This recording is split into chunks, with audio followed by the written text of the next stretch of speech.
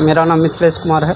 मेरे पिता जुगेश प्रजापति, मेरी पत्नी प्रीति कुमारी है, जिसका ब्याह पहले हो चुका था। उससे हम दोबारा ब्याह 2017 में किए। उसके बाद उसका पढ़ाए, पहले शादी फिर नौकरी और तब बेवफाई। मामला गया जिला से निकलकर सामने आ रहा है, जहां पे पढ़ने के बाद नौकरी पाकर पत्नी जो है वो पति को टाटा बाय बाय कह गई। देखिए, ऐसे कई सारे मामले हमेशा से सामने आते रहते हैं, जहां मेहनत मजदूरी करके पति जो है अपने पत्नी को पढ़ाते हैं और पत्नी फिर टाटा बाय बाय कर जाती है। देखिए, हमारे स्क्रीन पे जो शख्स दिख रहा है, ये शख्स ने सूर्यवंशम फिल्म को अपने जिंदगी में काफी सीरियस ले लिया, जिसके बाद से पत्नी को पढ़ाने के लिए मेहनत मजदूरी किया और पत्नी पढ़कर जब नौकरी पाली तो पति को ही छोड़ दी। ये मामला जो है वो ताजा मामला है और गया जिला से निकलकर सामने आ रहा है, जहां पे मिथिलेश ने यह अपनी पत्नी पे आरोप लगाया है कि उन्होंने काफी मेहनत मजदूरी करके अपनी पत्नी को पढ़ाया और पढ़ने के बाद जब नौकरी मिल गई तो पत्नी जो है अब दूरी बनाने लगी। इसके साथ ही बता दें कि मिथिलेश की शादी 2017 में झारखंड की एक लड़की प्रीति से हुई थी। 2021 में पत्नी प्रीति की नौकरी जो है वो बीएमपी में हुई और उसके बाद से पत्नी ने पति से दूरियां बनाना शुरू कर दी। पहले फोन कॉल्स उठाने बंद किए और उसके बाद से एकदम से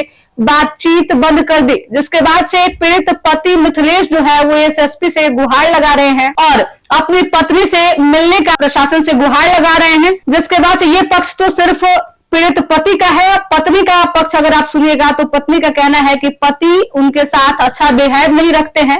इसके साथ ही दहेज के लिए उन्हें काफी टॉर्चर किया जाता है। इसके वजह से वो अपने पति के साथ अब रहना नहीं चाहती हैं। क्या कुछ पति का आरोप है, पहले इस वीडियो के माध्यम से आप सुनिए। बिहार पुलिस बीएमपी 17 बोध गया, सिपाही नंबर 85 है, जो कि सामने है।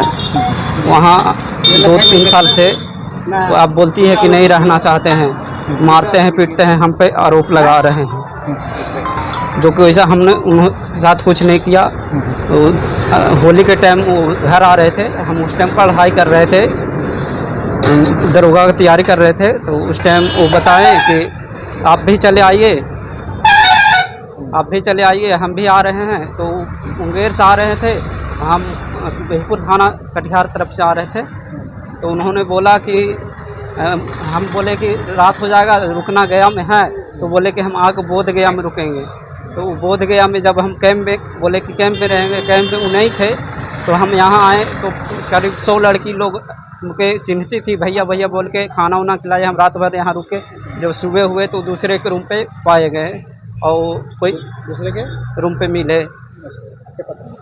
तो वो बोलते हैं, हम बोले कि कहाँ थे रात भर, उन्होंने मोबाइल बंद करके रखा था, अति करके रखा था। तो उसी बात पे तब से वो ने हमसे फ़ोन करते हैं, मेरा नंबर ब्लैक लिस्ट में डाल रखा है। और जब हम यहाँ 3 से 4 बार मैडम सर से, कमांडेंट सर से मिलने के लिए आए, तो ना उन्होंने मिला। हम 2-3 बार दरख्वास्त भी दिया है, उसके पास मेरे अथी भी है, रिसीविंग करके भी दिए हैं और न मिले। और बोले कि कुछ भी होगा हम फ़ोन करके आपको बुलाएंगे। न अभी तक फ़ोन किए हैं न बुलाए हैं, कोई कार्रवाई नहीं की? नहीं, कोई कार्रवाई नहीं किया गया है। बच्चा भी है? और हाँ, एक मेरा बेटा है, वो हम जब दिल्ली में काम कर रहे थे तो हमारे पापा ये सब को झांसा दे के पापा हम अपने पास रखेंगे कह के लेके भाग गए। तब से न फ़ोन करती है न बात करती है किसी से, और सारे परिवार को मारने की और पिटवाने की धमकी देती है। अब क्या करते हैं? हम अभी प्रेजेंट में अपने घर पे शॉप किए हुए हैं, किराना, चप्पल, जूता, सारे मतलब जितना होता है A to Z। जल्द ही हमने दिवाली में उद्घाटन किया है। उससे पहले हम पढ़ाई भी करते थे और बाहर भी रहते थे, टाइम टाइम पे चले जाते थे। और इसको जब ज्वाइनिंग क्या करती थी?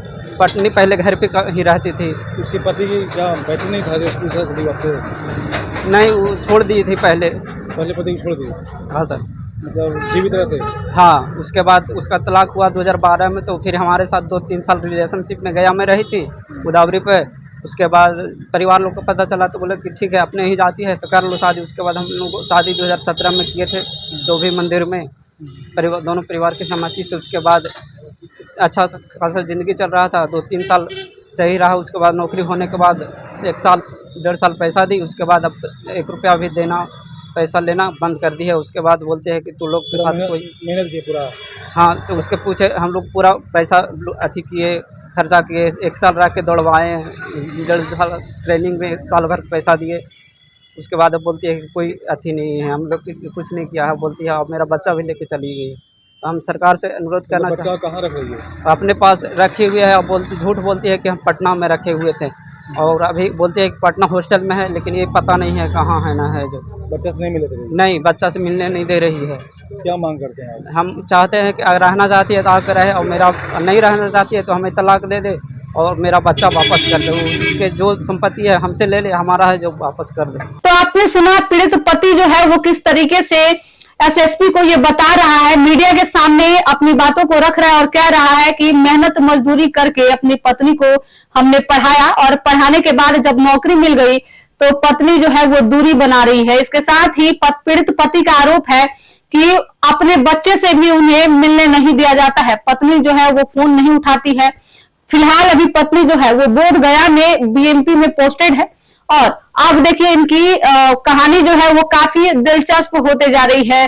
सबकी निगाहें इस पे टिकी हुई है कि आखिरकार पत्नी का जो आरोप है वो कहां तक सही है। पति तो पढ़ा लिखा कर उन्हें नौकरी दिलाया, काबिल बनाया। वो कहते हैं ना कि हम तुम्हें इतना प्यार करेंगे कि लोग हमें याद करेंगे। पति ने यही चाहा था कि पत्नी जो है वो पढ़ लिख कर अच्छी नौकरी करेगी और इनकी जिंदगी जो है वो काफी अच्छी चलेगी। ऐसे कई सारे मामले हैं। कुछ दिन पहले आपने ज्योति मौर्य और आलोक मौर्य का मामला देखा होगा, जहां एसडीएम बनते ही पत्नी ने पति से दूरी बना लिया। इसके बाद से ऐसे लगातार कई मामले आए जिसमें ऐसा देखने को मिला कि पति मेहनत मजदूरी करके जैसे तैसे पत्नी को पढ़ाता है और उसके बाद पत्नी जो है वो पति का साथ छोड़ देती है। तरीके के ये सारे मामले निकलकर सामने आ रहे हैं। इससे अब समाज में एक निगेटिव असर देखने को मिल रहा है। जो पति अपनी पत्नी को आगे बढ़ाना चाहता है, अपनी पत्नी को तरक्की दिलाना चाहता है, वो पति भी अब सोचने पे मजबूर हो जाता है कि कहीं हम भी अपनी पत्नी को पढ़ाए लिखाए और बेहतर बनाए और पत्नी छोड़ के चले जाए।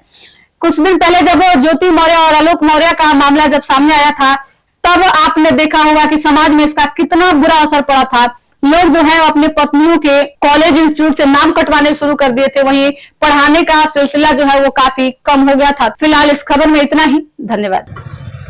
परीक्षा दिया है, उसके बाद जो लगा 2021 में, उसके बाद किस चीज़ में लगा?